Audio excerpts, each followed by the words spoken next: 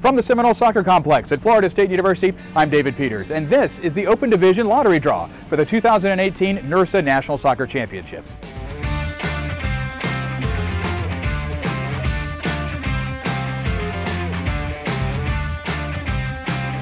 Today we will draw 24 men's and 24 women's teams to comprise our Open Division, half of the field of teams that will head to Foley, Alabama along the Gulf Coast November 28th through December 1st for our 25th anniversary of the NIRSA National Soccer Championships. The soccer championships are part of the NIRSA Championship Series, and that's part of NIRSA, the Association for Collegiate Recreational Programs at colleges and universities across North America. From flag football to basketball and tennis to soccer, the NIRSA Championship Series is dedicated to providing premier championship experiences delivered by qualified experts within a safe and inclusive environment. This year's NIRSA National Soccer Championships will once again feature two divisions, the Open Division, for which we will draw 48 teams today, and then our Championship Division, in which 48 more teams will qualify through regular season and regional tournament action over the next several weeks. Let's first look at the breakdown of teams for today's lottery and the available bids by region. Each of our 6 regions receives 4 bids for men's teams and 4 bids for women's teams. The first 4 teams drawn today from each of NIRSA's 6 regions will be entered into the Open Division tournament. We will draw all of the remaining teams in the lottery process to create an ordered wait list of alternates. Teams that receive an Open Division lottery bid today and then qualify later this fall for the Championship Division will have their entry fee and registration automatically transferred over, and their spot in the Open Division will be made available to the next team on the region's wait list. Also, teams that are unable to attend for other reasons will have their spot open for waitlist teams as well. Teams are contacted by NIRSA when spots open up. All right, it's time to get our draw started. Let's show you how that's going to work, and then we'll begin with our first region. All of the teams today were sent in, and we made cards for all of you, and so you will see a card like this. Printed on the card is the team name. On the back, we've written it in small print. That'll make sense in a second. Each one of these cards has been placed into an envelope that's a security envelope, so that once we put the card in, we can't see through it. And we will tape the back. Now the envelope is blank except for this little part here where we've written the division and regions. You know that there's something on the envelope on the outside, but it's just to let us know not to mix them up as we get a stack of regions and teams together. We will then put all of our envelopes from a region in this basket, shuffle it around and pull those out. And as we pull them out, we'll reveal who is selected to you, and I'll be able to read it on the back, which is right, it's written on there. So that's how today's lottery process will work. Let's get started with our women's division, and we're going to start in the Northeast with region number 1. I'm joined today with a team, and that's Carrie Scott handing me some of these. Kate Blosser and Ian Michael are also here from Campus Rec here at Florida State helping out with today's draw. All right, so region 1, 23 teams for the women. We'll get 4 bids out of this group along with a whole bunch of alternates. So let's just shuffle those up, and we will make our first selections. One just jumped out. All right, and here we go. For our bids in region 1 for the women.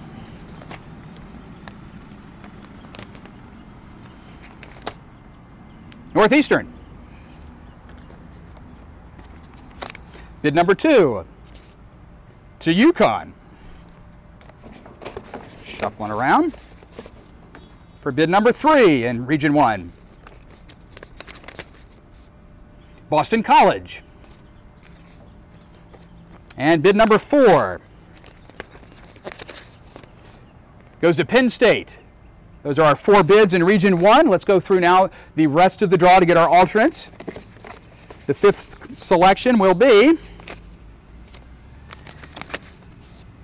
Towson. Next up, Vermont.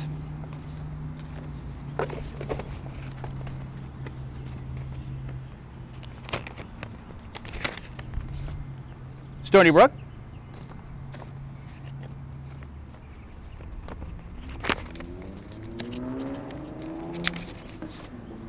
Maryland.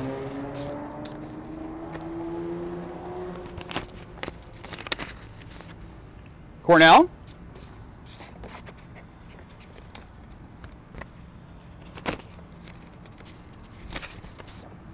Pittsburgh.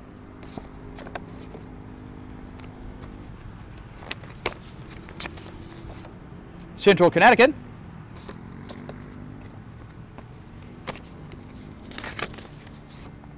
Fordham.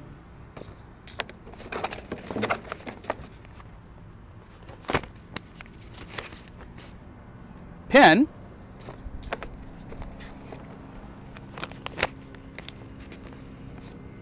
George Mason.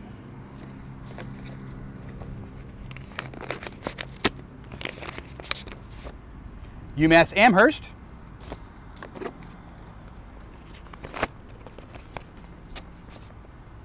Widener,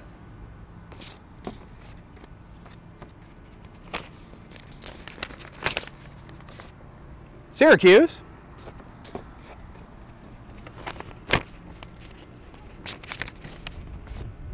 SUNY Binghamton,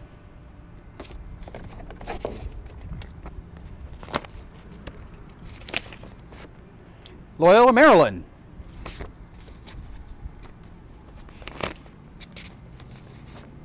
West Virginia,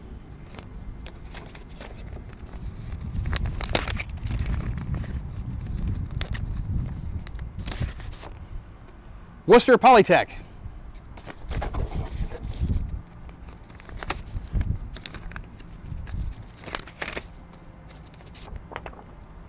Adelphi, and our last selection in Women's Region 1 goes to the College of New Jersey. Those are our Region 1 selections. It's time to move on to Region 2 for the women. Thank you very much. Same process once again. Let's shuffle those up. We have 9 total teams in the draw process here in Region number 2. So 4 bids and 5 alternates. Give them a good shuffle. And we'll get going. Region 2 for the women. First bid to Virginia Tech.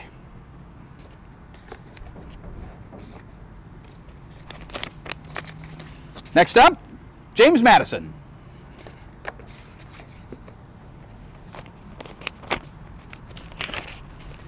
Followed by Georgia Tech. Let's get that last bid here. Shuffle around. Bid number 4 in Region 2 to Florida Gulf Coast. And time for some alternates. Alternate number 1 is Emory.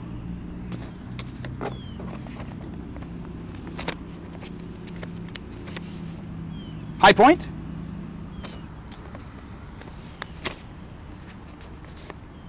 Miami.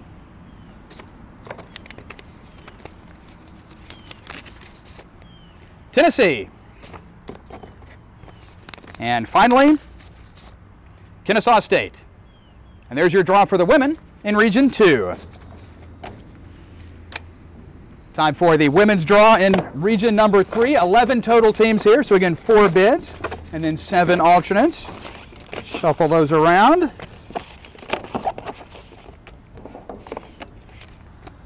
And our bids in Region 3 start with Dayton,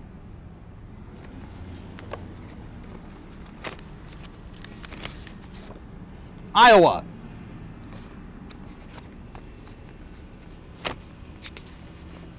Cincinnati,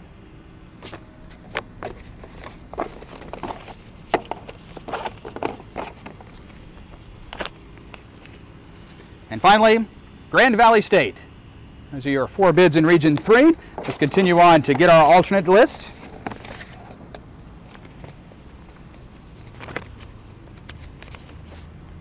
Ohio University,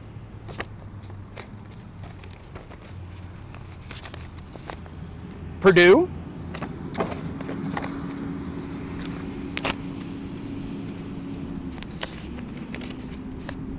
Illinois,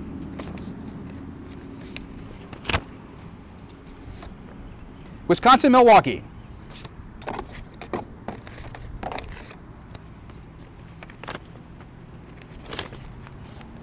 Miami of Ohio,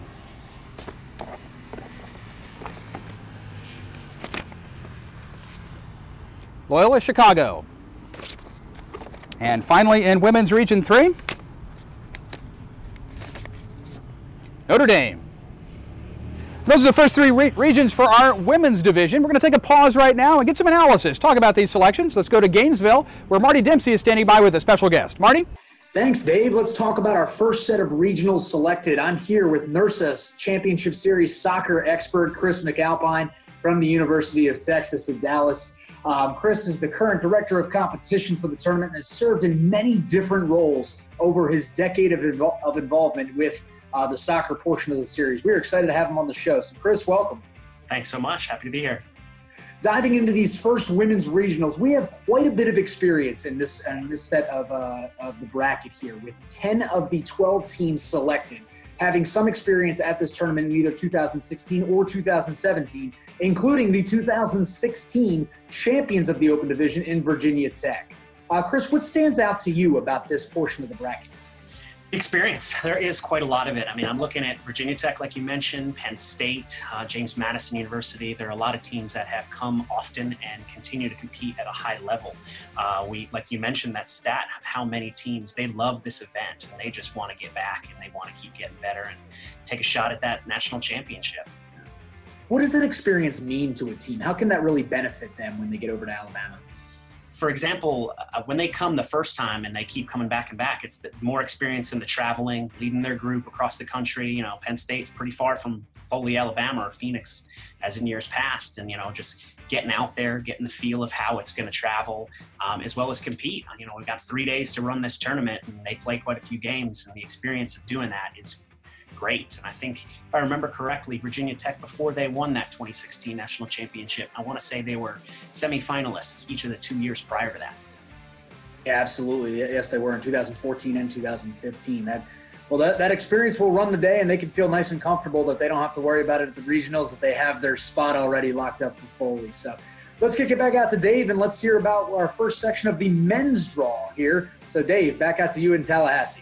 Hey, thanks, Marty. The draw continues now. We're going to go to the men's side and also go to the West Coast. We'll do regions 4, 5, and 6 for the men. We've got right now 7 teams in region 4 for men, so same process. We'll drop them in, shuffle them up, and start to get some selections going. Again, 4 bids and 3 alternates here in men's region 4. And our first bid goes to LSU. The next bid to Kansas.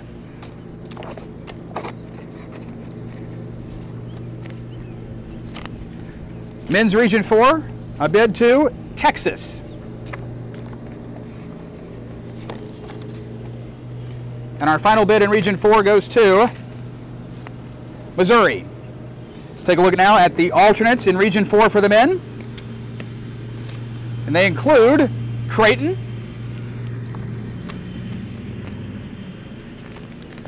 followed by Houston Community College, and then WashU St. Louis. And those are our bids in Region 4 for the men. On to Region 5. Thank you, Carrie. Region 5 with 13 teams in the pool today. So again, 4 selections. We'll end up with 9 alternates. Get those well shuffled.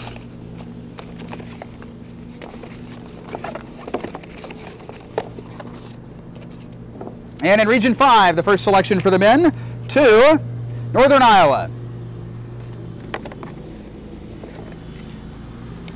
In Region 5, second bid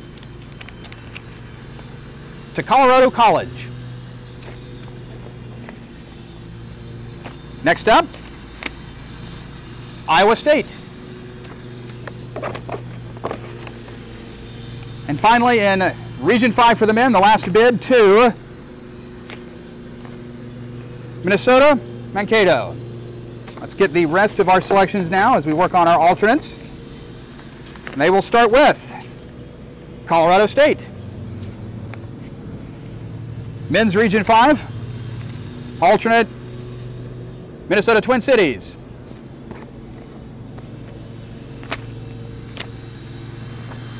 Air Force.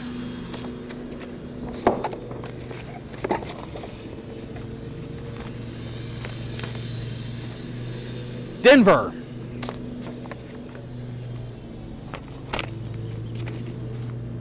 Wyoming.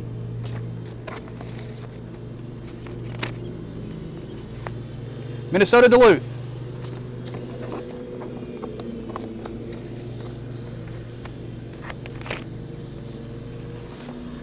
Colorado.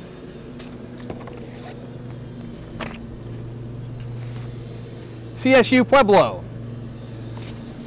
And the last selection in Region 5, the Colorado School of Mines. Those are your bids and alternates for the men's division in Region 5. Finally, Region 6, just 5 teams, 4 bids, which leave us with just an alternate. We'll draw the bids first, and I'll leave us with that one alternate at the end. Region 6 men start with Cal State Fullerton,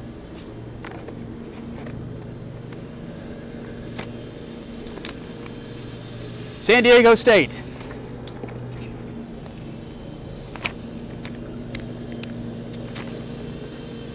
Utah Valley,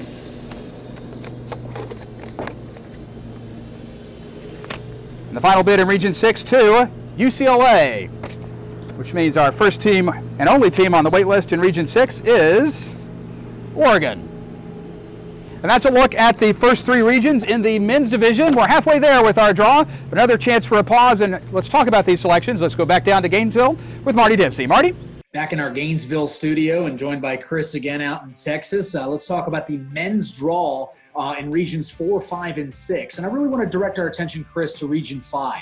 As 3 of the 4 schools that were selected, Colorado College, Minnesota State, Mankato, and Northern Iowa University, all do not have a recent history at the tournament, have not attended since at least 2010. Can you talk a little bit about the excitement that some of these teams that are getting when they're coming to a tournament of this magnitude for the first time? Sure, absolutely. We have, with 48 teams on the men's side, we got, championship and open. The open division ends up having a lot of people that don't have recent history, and they travel, they want to get in, they want to get that feel for the national event. If you look at the fact that there's 96 teams across men and women championship and open, it's quite a sight to see, and they get the participant experience there is bar none fantastic, is what we like to think, and it backs up by people that tell us that. The excitement of the new experience, they're there, they get to see how it all happens, how well run it is, as well as to face off against some of these teams that may be from the other side of the country, which they never get to play against, obviously.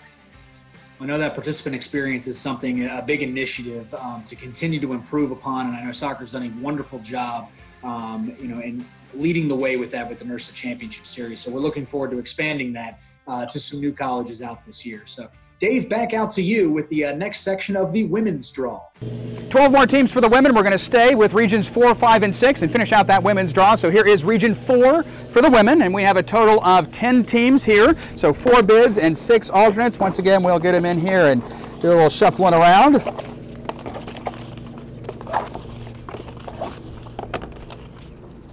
In Region 4, bids to the following for our women's division: WashU St. Louis,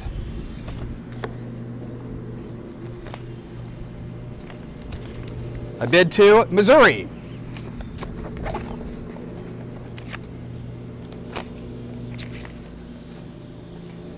Southern Illinois Edwardsville, our last bid in Region 4 to Texas Tech. Time for some alternates. I'll start with Kansas, followed by SMU. Women's Region 4, Missouri State,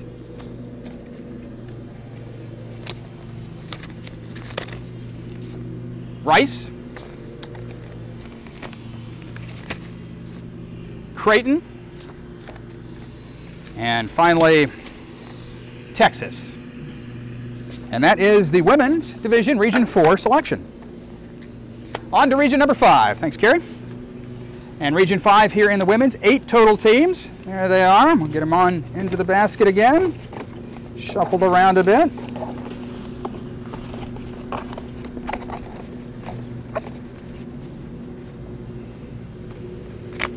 Region 5, our bids for the women's division go to Colorado School of Mines,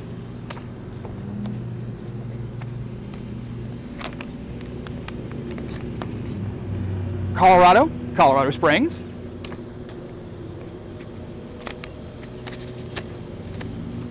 Iowa State, and the last bid to Denver.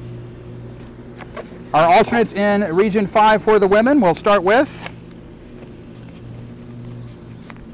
Minnesota,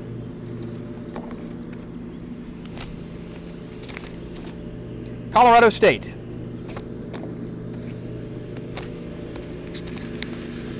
Air Force, and finally, Colorado. And that's Region 5 for the women. Finally, Region 6 for the women, 6 total teams, so 4 bids and 2 alternates. Back into the mix here and tossed around.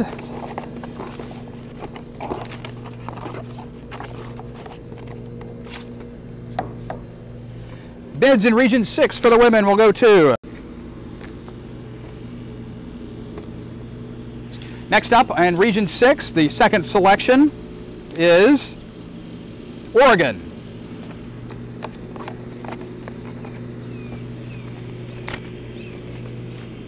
UCLA.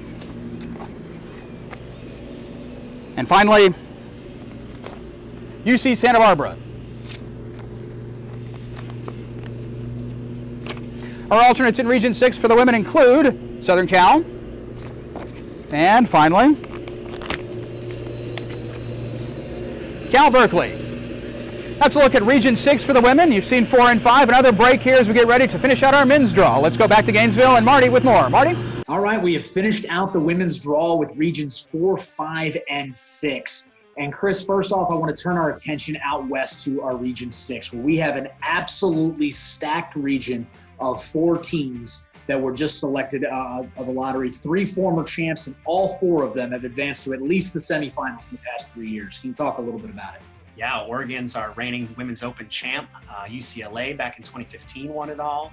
And then UCSB, the Gauchos, have a powerhouse program there, whether it be in this Open or in the championship division. And, you know, Region 6 alone just has some powerful, strong teams.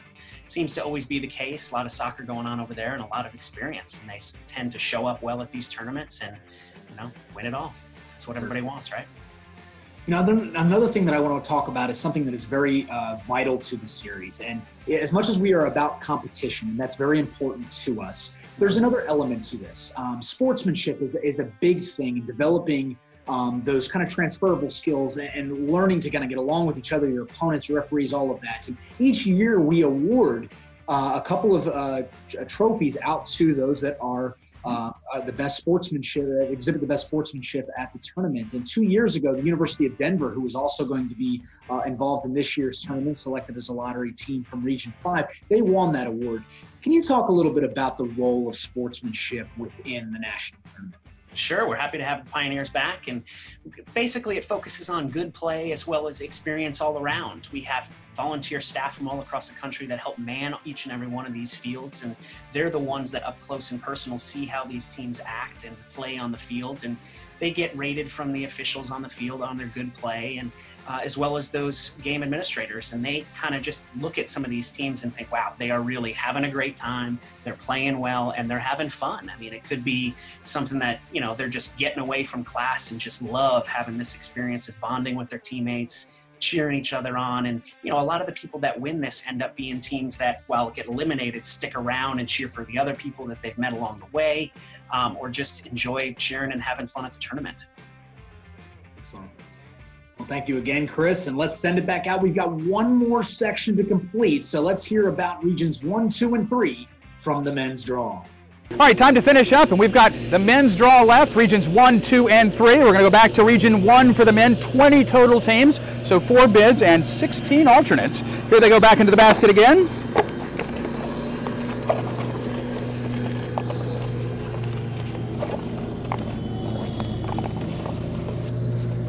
And time for some selections. Men's Region 1 bids go to Yukon,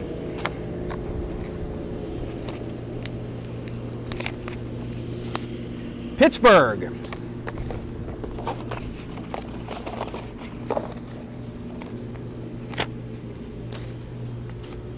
Cornell, and finally, Carnegie Mellon. Time for our alternates here in Region 1. They'll start with Villanova.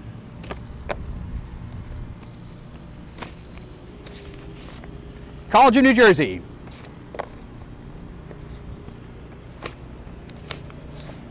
St. John's.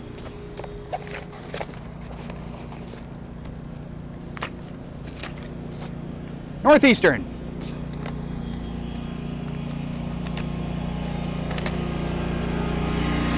Fordham.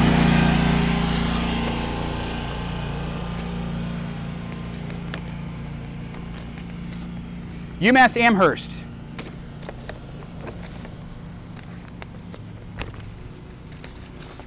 George Mason.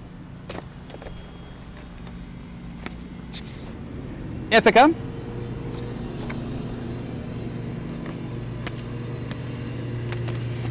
Stony Brook. Monmouth. Towson. Vermont.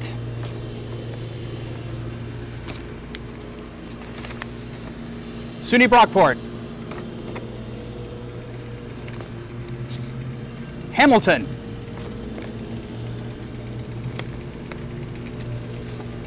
Penn.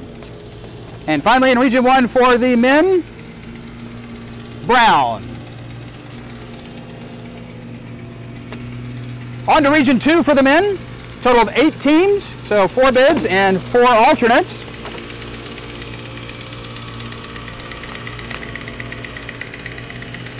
And we begin with Georgia College. Miami.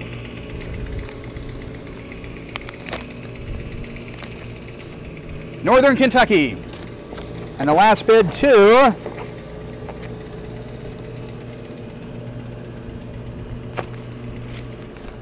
UNC Greensboro.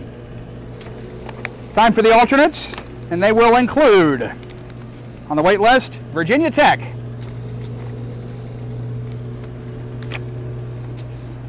Florida State, High Point, and finally, James Madison. That's Region 2. Finally, Region 3 with just 9 teams. Thanks, Karen. And we've got 4 bids, 5 alternates. Starting with Dayton.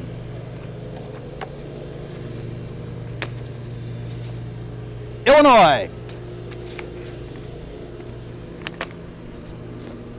Butler.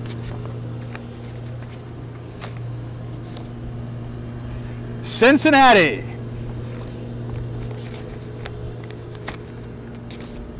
Notre Dame. Continuing in Region 3 for the men, including Xavier.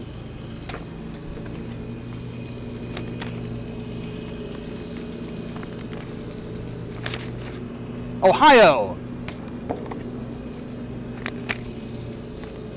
Purdue. And Miami of Ohio. And that's it for our men's draw. Let's go back down to Gainesville for one more check on this year's analysis with Marty and company. Marty?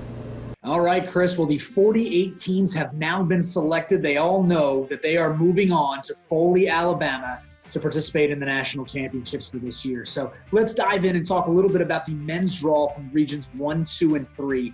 And we note that completing this out, there are 7 teams, including 4 from regions 1, 2, and 3, that are actually going to have their men's and their women's team that were lucky enough to win the lottery, including from this set. We had Cincinnati, Connecticut, Dayton, and Iowa State that all know that they have punched their tickets to the national tournament. Chris, can you talk a little bit about what it means to have that support network where both teams know that they are going to be in Foley this November?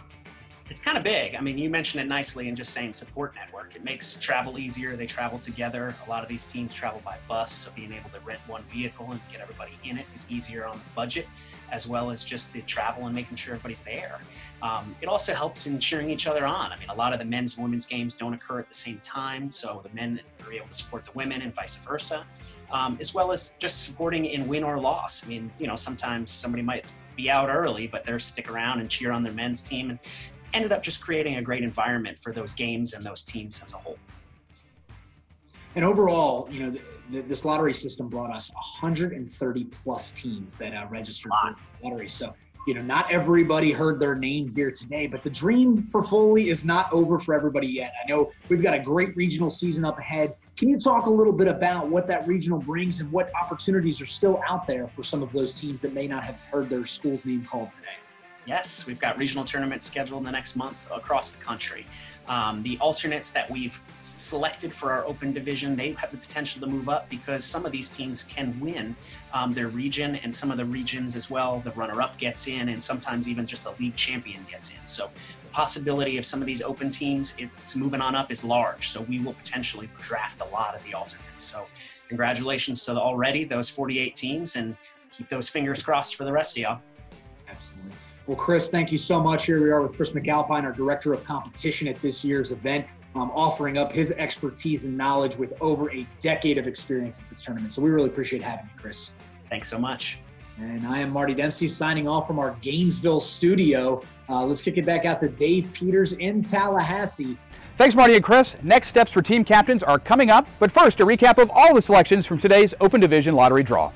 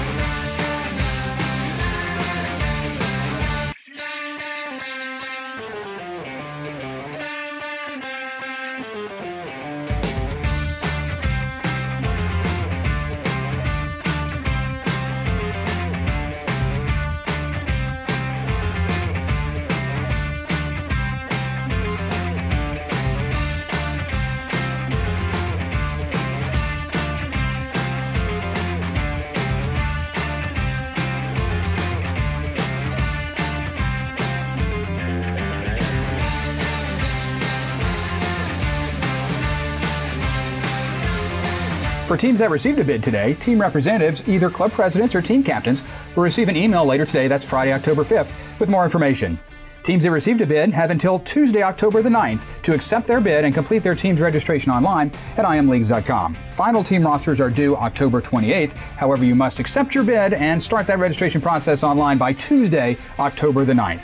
If your team representative does not receive that email, please visit our website at NIRSAplay.com and click on Soccer to contact our staff for assistance.